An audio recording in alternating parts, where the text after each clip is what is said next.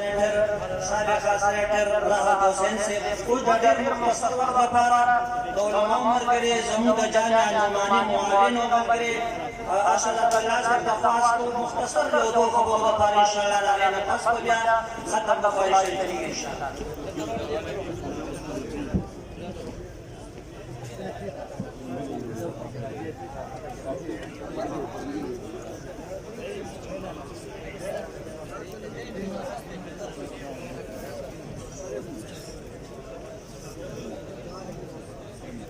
بسم الله الرحمن الرحيم نحمده ونصلي على رسوله الكريم اما بعد زموږ ډېر ګران عزتمند شیخ الحدیث زموږ شیخ ادریس صاحب زموږ مولانا فقیر محمد صاحب مفتی سجاد صاحب د دې ادارې نعمانیې څومره اساتذه کرام دي څومره خلک پکې کار کوي خدمت کوي د هغوی ټولو ته په جواب پخیر علی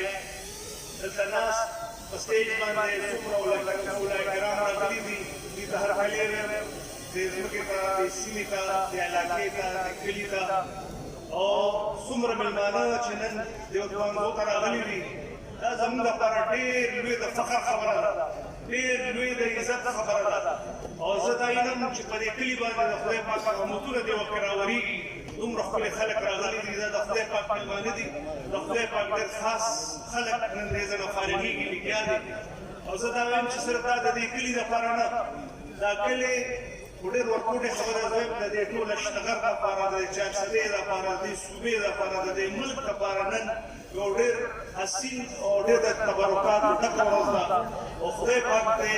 دې عالمانو له ډېر ژوند ورکړي دوی له دې طاقت ورکړي چې خدای پاک د دوی د لاسه داسې ښکلي ښکلي عالمان دې دنیا کې نور پیدا کېږي زمانونو دې سره سره زه دا ضرور ویل غواړم چې د ملک کم حکومت په موږ باندې دا سلیکټډ حکومت نافذ کړی شوی دی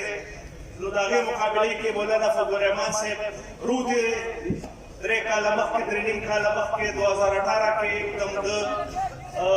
دغو ملین مارچونه شروع کړل او شکر الحمدلله دا حکومت او سره د ملګري چې څومره ادارې دي ټولې په شا کړل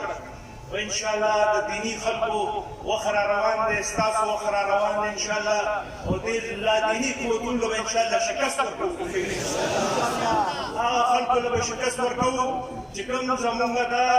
طالب علمان زمونږ جومات زمونږ مدرسه خودکش بمباران سره زمونږ تشبیه ورکوي دې خلکو لوبول شکست ورکوو انشاءالله دوی ته مونږ ښایو چې څنګه افغانستان کې دې طلبا امن راوسته او بهرني طاقتونه یې وتښتول همدغه شان د انشاءالله په دې ملک کې به مونږ دوی ته حکومت سازي به ښایو او امن به ورته ښایو چې مونږ څنګه دلته امن راولو انشاءالله نو زه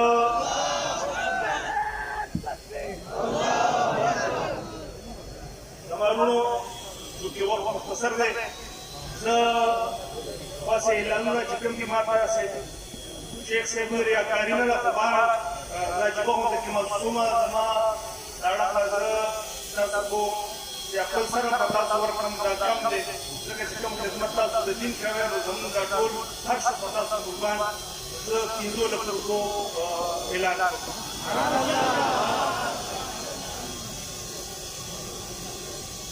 انشاءالله زموږ د مجلس اخري خواږه